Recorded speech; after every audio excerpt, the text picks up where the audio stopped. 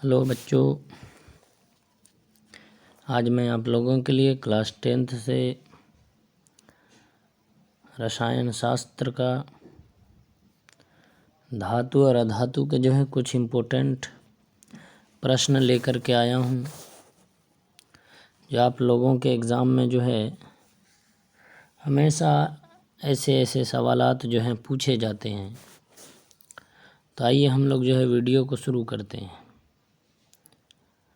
और वीडियो को शुरू करने से पहले हमारे इस वीडियो को लाइक, सब्सक्राइब और शेयर ज़रूर कर दें और साथ में बेल आइकन भी दबा दें कि ताकि हमारे द्वारा अपलोडेड सभी वीडियो का नोटिफिकेशन आप लोगों तक सबसे पहले पहुंच पाए। तो चलिए हम लोग वीडियो को शुरू करते हैं। तो सबसे पहला प्रश्न है आपका, अमलगम एक मिश्र धातु है जिसमें एक धातु हमेशा मौजूद रहता है। तो जी हाँ, आपको बता दें कि अमलगम के अंदर जो एक मिश्र धातु हमेशा मौजूद रहता है वो पारा है। तो चलिए हम लोग दूसरे प्रश्न की तरफ। दूसरा सवाल है आपका कि निम्न में से कौन सा पदार्थ ऑक्सीजन से संयोग नहीं करता है। तो आपको बता दें, वैसे पदार्थ जो पृथ्वी के अंदर मुक्त अवस्था में पाए जाते हैं वो ऑक्सीजन से संयोग नहीं करते हैं।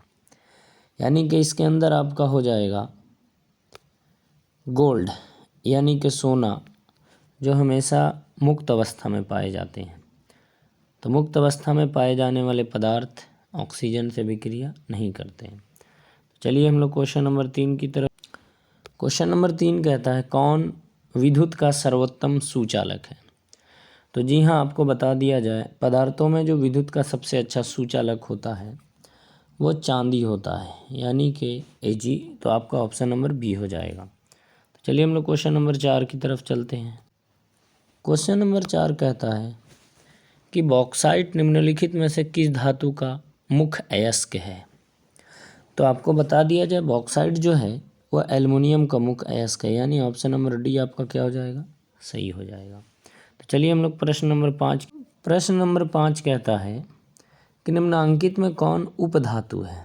जी हाँ, तो आपको बता दिया जाए कि इसमें आपका हो जाएगा ऑप्शन नंबर डी, यानी Sb जो है वह आपका उपधातु होता है।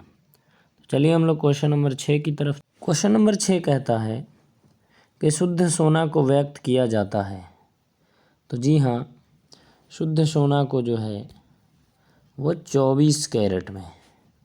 और बता दिया जाए कि जो आजकल के जो आभूषण बनते हैं, जो जेवरात जो बनते हैं, वो 22 कैरेट सोना होता है। यानी 22 कैरेट जो है वो सोना की मात्रा होती है।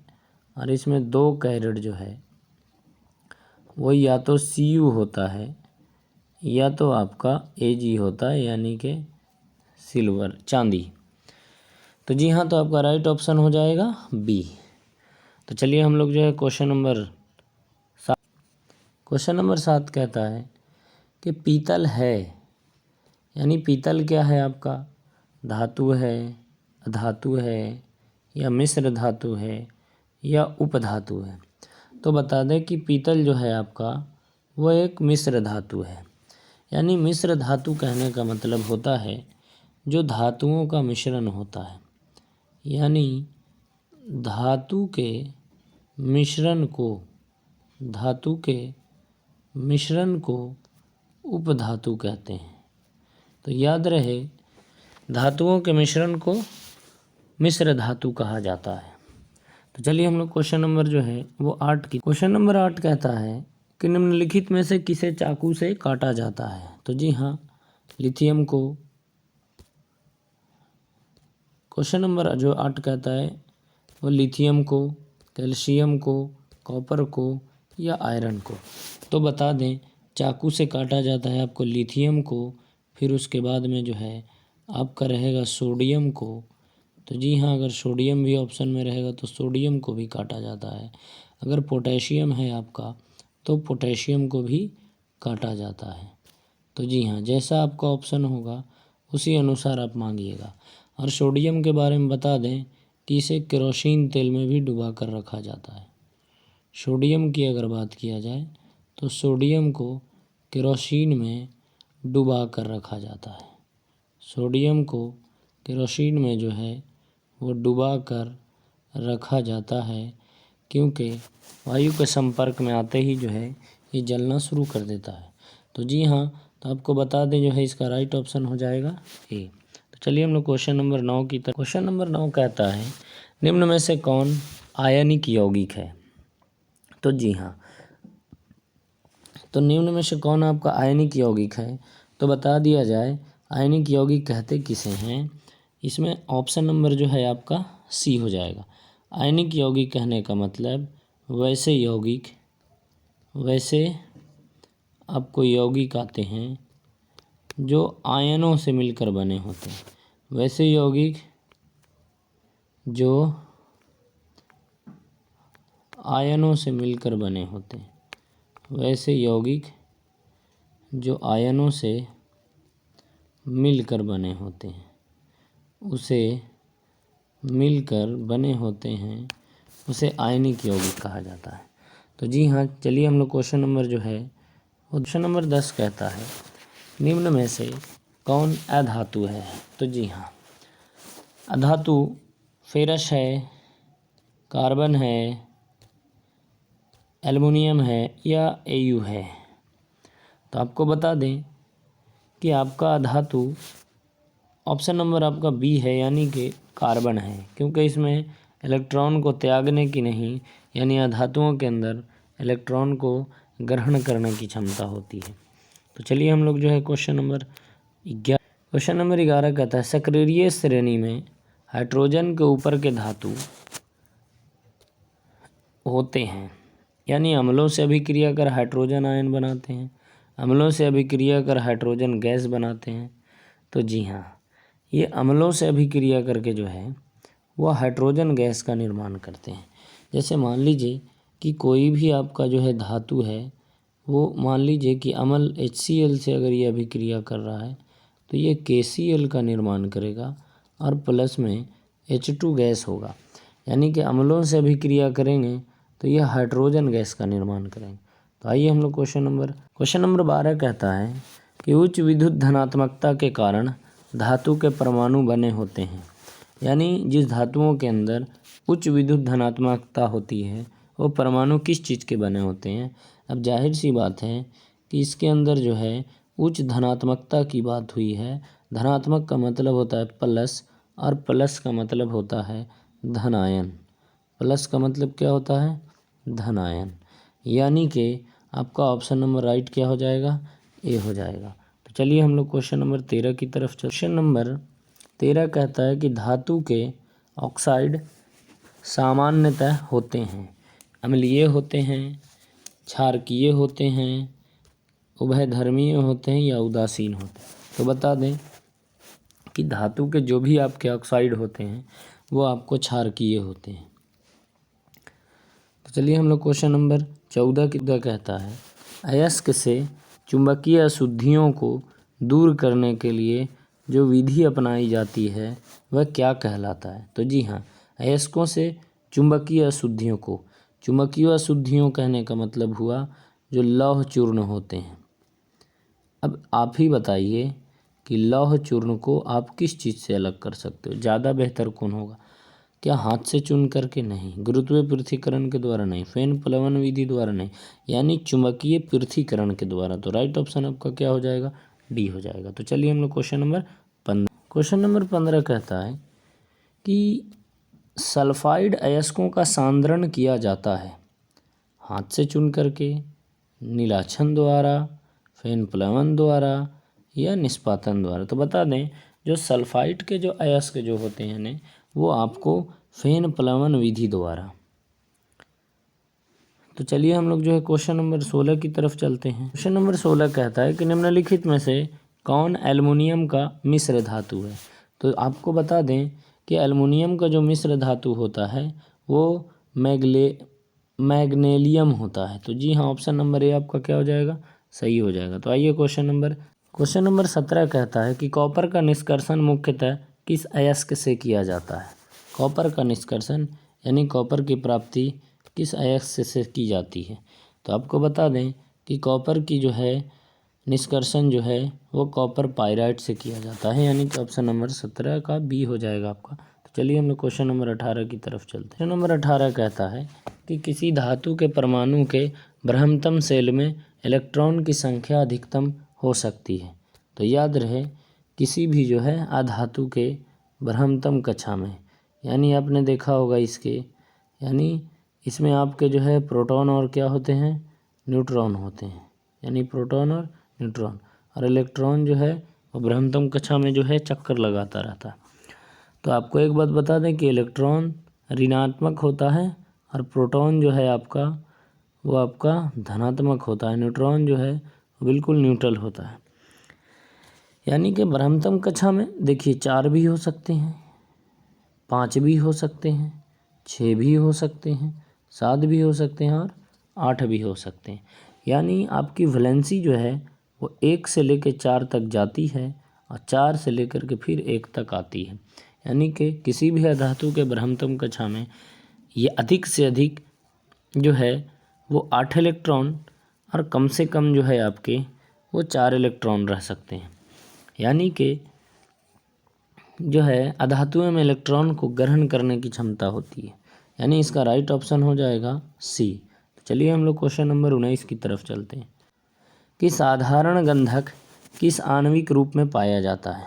तो बता दें जो साधारण गंधक जो है ना वो आपका जो है वो पाया जाता है S8 में, यानी कि आपका जो है ऑप्शन नंबर सी सही हो जाएगा। चलिए हम लोग क्वेश्चन नंबर 20 कहता है फास्फोरस का आणविक सूत्र क्या होता है? तो आपको बता दें कि फास्फोरस का जो आणविक सूत्र जो होता है आपका वो P4 होता है, यानी फास्फोरस का आणविक सूत्र क्या होता है आपका P4 होता है। जी हाँ, फास्फोरस का आणविक सूत्र जो है वो P4 होता है। चलिए तो क्वेश्चन नंबर 21 की तरफ चलते हैं। क्वेश्चन नंबर 21 है कि सोना निम्नलिखित में से किस द्रव में घुल जाता है?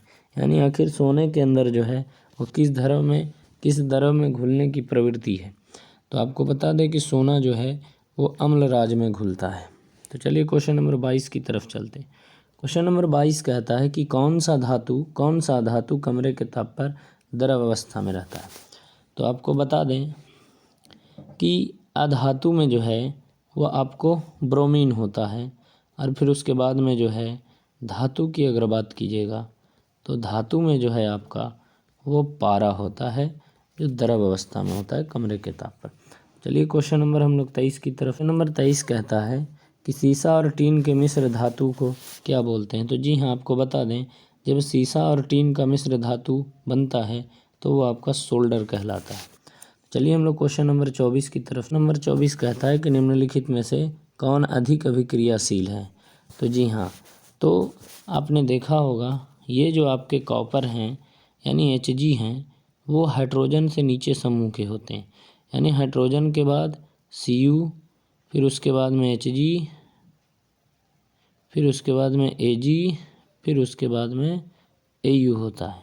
तो देखिए हाइड्रोजन तो है नहीं, ये तो कटकुट है, यानी चारों में आपका कौन हो जाएगा सी, यानी कि आपका कॉपर क्या हो जाएगा राइट आंसर हो जाएगा। तो चलिए क्वेश्चन नंबर 25 की, निम्न में से कौन अति ज्वलनशील पदार्थ है? तो बता दें कि सबसे तेज गति से जलने वाला, सबसे जल्दी जलने वाला जो पदार्थ है वो श्वेत फास्फोरस है। तो जी हाँ, और बता दें कि ये लाल फास्फोरस जो है वो माचिस की तिलियों में मिलता है, माचिस की तिलियों में। जी हाँ, यानी आप जो माचिस की तिली जो देखते हैं वो लाल फास्फोरस का बना होता है, लेकिन श्वेत फास्फोरस जो है वो अति ज्वलनशील है। तो आइए क्वेश्चन नंबर 26 की तरफ चलते। क्वेश्चन नंबर 26 कहता है कि विद्युत अपघटनी परिष्करण में अशुद्ध धातुओं को बनाया जाता है। यानी विद्युत अपघटनी परिष्करण जब हम लोग करेंगे तो जो अशुद्ध धातु हैं वो कहाँ पर जा कर के समायोजित होते हैं? तो बता दें कि अशुद्ध धातु जो हैं वो आपको जा कर के जो है वो एनोड पर होंगे, कैथोड पर होंगे, या अपघट्य होंगे, या इनमें से सभी।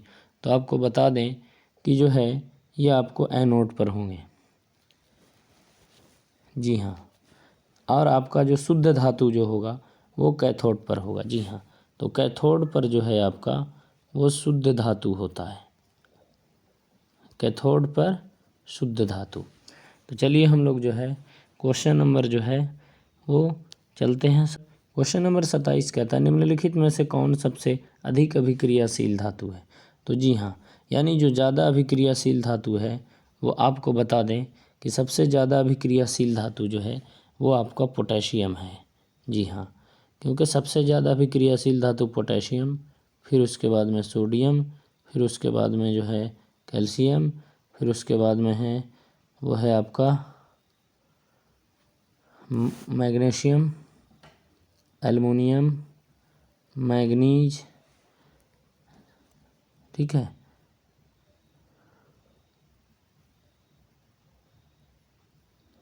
क्रोमियम, फेरस, इस तरीके से आपका। तो देखिए सबसे जो है उच्च अभिक्रियाशील है वो आपका पोटेशियम है। अगर पोटेशियम अगर ना हो तो आपका सोडियम होगा, सोडियम ना हो तो कैल्शियम। इस तरीके से इसकी श्रेणी चलती। आइए क्वेश्चन नंबर 28 की। वल्कनीकरण की प्रक्रिया में प्राकृतिक रबर के साथ निम्नलिखित में से क्या मिलाया जाता है। यानी प्राकृतिक रबर के साथ जो है वो निम्नलिखित में से क्या मिलाया जाता है। वो गंधक मिलाया जाता है, या एक नताच गंधक मिलाया जाता है, या अष्टफलीकी गंधक मिलाया जाता है, या श्वेत फास्फोरस मिलाया जाता है। तो बता दें जो है वो आपको क्वेश्चन नंबर 28 में जो है आपको वो साधारण गंधक मिलाया जाता है। जी हाँ, तो चलिए क्वेश्चन नंबर जो है हम लोग 29 की।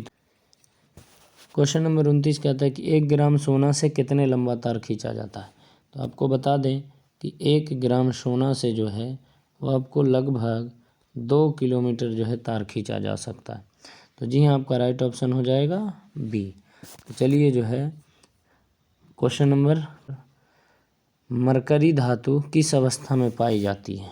ठोस में, द्रव में, गैस में, या कोई नहीं। तो आपको बता दें कि मरकरी, इसी मरकरी को हम लोग पारा भी बोलते हैं, तो ये द्रव अवस्था में पाई जाती है। कौन से अवस्था में? द्रव अवस्था में। तो चलिए हम लोग जो है क्वेश्चन नंबर जो है वो चलते हैं 31 की तरफ। क्वेश्चन नंबर 31 कहता है व्यावसायिक स्तर पर एल्युमिनियम धातु का निष्कर्षण किस अयस्क से किया जाता है। जी हाँ, व्यावसायिक स्तर पर जो एल्युमिनियम का निष्कर्षण जो है वो किस अयस्क से किया जाता है। तो आपको बता दें कि एल्युमिनियम का जो है आपको बॉक्साइट से किया जाता है। चलिए तो हम लोग जो है क्वेश्चन नंबर 32 कहता है कि लोहे के निष्कर्षण में चूना पत्थर कैल्शियम सिलिकेट एक यौगिक बनाता है। यह यौगिक क्या कहलाता है आपका। यानी यह यौगिक आपका भर्जन कहलाता है, प्रगलन कहलाता है, द्रावक कहलाता है, या आपका धातुमल कहलाता है। तो आपको बता दें कि बता रहा है इसमें कि लोहे के निष्कर्षण में जो है आपका वो आपका धातुमल बनता है। यानी आपका राइट ऑप्शन क्या हो जाएगा? डी हो जाएगा। तो चलिए क्वेश्चन नंबर 33, किसी तत्व के गुणधर्म का 2 या 2 से अधिक विभिन्न रूपों में प्रस्तुतिकरण तत्व की क्या कहलाती है।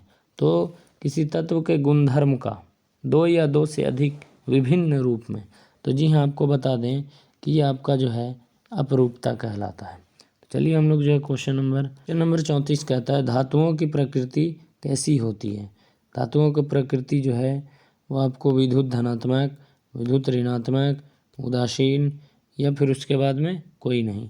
तो बता दें धातुएं जो हैं वो धनात्मक होती हैं, यानी इलेक्ट्रॉन को त्यागने का काम करती। आइए क्वेश्चन नंबर 35 की तरफ। क्वेश्चन नंबर 35 कहता है कि लोहे का इस्पात को जंग से सुरक्षित रखने के लिए उन पर किस धातु की पतली परत चढ़ाई जाती है। यानी लोहे को सुरक्षित रखने के लिए किस धातु की परत चढ़ाई जाती है। तांबे की, चांदी की, सोने की, या फिर उसके बाद में जिंक की। तो आपको बता दें लोहे के इस्पात को जो है जंग से बचाने के लिए जो है वो आपको जिंक की परत चढ़ाई जाती है। इसको हम लोग जो है जिंक से चढ़ा करके बचा सकते हैं। तो आइए क्वेश्चन नंबर 36 कहता है किस रासायनिक यौगिक को गर्म करने पर प्लास्टर ऑफ पेरिस का निर्माण होता है। तो आपको बता दें कि वो रासायनिक यौगिक आपका जो है वो जिप्सम है, यानी आप जिप्सम को गर्म कीजिएगा तो आपको प्लास्टर ऑफ पेरिस का क्या होगा, निर्माण होगा। तो क्वेश्चन नंबर आपका क्या हो जाएगा, बी हो जाएगा। तो चलिए क्वेश्चन नंबर, अभिक्रियाशीलता के इस क्रम में कौन सही है, यानी अभिक्रिया के इस क्रियाशीलता जो है क्रम में कौन सही है। तो आपको अभी बता करके गए थे कि पहले आपका होता है सोडियम, फिर पोटेशियम, फिर कैल्शियम, फिर उसके बाद में मैग्नीशियम, एल्युमिनियम, फिर उसके बाद में जिंक, फिर उसके बाद में Fe, फिर उसके बाद में क्रोमियम। इस तरीके से आपका चलता है। तो देखिए ये दोनों तत्व है ही नहीं, यानी मैग्नीशियम है, एल्युमिनियम है, जिंक है, फिर फेरस है, यानी ऑप्शन नंबर सी आपका क्या हो जाएगा, सही हो जाएगा। तो चलिए क्वेश्चन नंबर 38 कहता है कि एक्वा रेजिया किस अनुपात में सांद्र हाइड्रोक्लोरिक अम्ल एवं सांद्र नाइट्रिक अम्ल का ताज़ा मिश्रण होता है। तो 38 में आइएगा, तो 38 का जो है आपका हो जाएगा वो 38 का हो जाएगा सी, यानी कि 3:1 में। तो चलिए 39 की तरफ। 39 कहता है कि अपने शुद्ध रूप में धातु की सतह कैसी होती है। अपनी धातु की सतह चमकदार होती है, खुरदरी होती है, काला होता है, या इनमें से कोई नहीं। तो आपको बता दें कि चमकदार होता है। तो चलिए क्वेश्चन नंबर 40 की तरफ। क्वेश्चन नंबर 40 है कि धातु का पतले तार के रूप में खींचने की क्षमता को क्या कहते हैं। तो बता दें कि किसी भी धातु को जो खींच करके जब पतला तार बनाया जाता है तो उस प्रक्रिया को जो है वो तन्यता कहते हैं। तो चलिए क्वेश्चन नंबर 41 कहता है कि कुछ धातुओं को पीट कर पतली चादर बनाया जाता है, इस गुणधर्म को क्या कहते हैं। तो बता दें कि यह गुणधर्म जो है, जो पतली पतली चादरें बनाई जाती है, वो आघातवर्धनीयता कहलाता है। क्वेश्चन नंबर 42 कहता है कि जो धातुएं कठोर सतह से टकराने पर आवाज़ उत्पन्न करती है उन्हें क्या कहते हैं। तो आपको बता दें वो आपका कहलाता है तन्यता कहलाता है, फिर उसके बाद में धमानिक कहलाता है, आघातवर्धनीयता कहलाता है, या इनमें से कोई नहीं। तो आपको बता दें ये धमानिक कहलाती है, यानी सोनेरस कहलाता है। तो चलिए क्वेश्चन नंबर 43 की, सबसे अधिक तन्य धातु कौन है। जी हाँ, तो सबसे अधिक जो है तन्य धातु, तन्य का मतलब होता है खींचना। आपको बताया था कि 1 ग्राम सोना में जो है वो लगभग 2 किलोमीटर तार खींचे जाते हैं। तो सबसे तन्य धातु आपका सोना हो जाएगा। तो चलिए क्वेश्चन नंबर 44। क्वेश्चन नंबर 44 है, इनमें से कौन अधातु होते हुए भी चमकीला होता है, यानी ऐसा कौन सा धातु है जो अधातु होते हुए चमकीला होता है। तो जी हाँ, वो है आयोडीन। चलिए क्वेश्चन नंबर 45 की तरफ कि सबसे कठोर प्राकृतिक पदार्थ कौन है। तो सबसे कठोर प्राकृतिक पदार्थ जो है आपका वो हीरा है। हीरा जो है आपको वो कार्बन का अपरूप है। किसका अपरूप है, कार्बन का, यानी कार्बन के 2 आपको अपरूप हो जाएंगे, वो हो जाएंगे हीरा जो कठोर होता है, और एक होता है ग्रेफाइट जो भंगूर होता है, यानी ये इलेक्ट्रॉन का सुचालक नहीं होता, ये इलेक्ट्रॉन का सुचालक होता है, यानी कि ये विद्युत का सुचालक होता है, ये विद्युत का सुचालक नहीं होता। और बता दें हीरा से ही जो है कांच की कटिंग किया जाता है। तो आइए क्वेश्चन नंबर 46 की तरफ चलते हैं कि एल्युमिनियम पर मोटी ऑक्साइड की पतली परत बनाने की प्रक्रिया को क्या कहते हैं। तो एथोडीकरण कहते हैं, कैथोडीकरण कहते हैं, दोनों कहते हैं, या इनमें से कोई नहीं। तो आपको बता दें यह एथोडीकरण कहलाता है। तो जी हाँ मेरे बच्चों, आज के लिए जो है मैं आपके लिए 46 क्वेश्चन लेकर के आया था, जो बहुत ही जो है इस चैप्टर से महत्वपूर्ण है। तो इस वीडियो को ज़्यादा से ज़्यादा शेयर कीजिए और जो है लाइक बटन दबाइए। थैंक यू, धन्यवाद।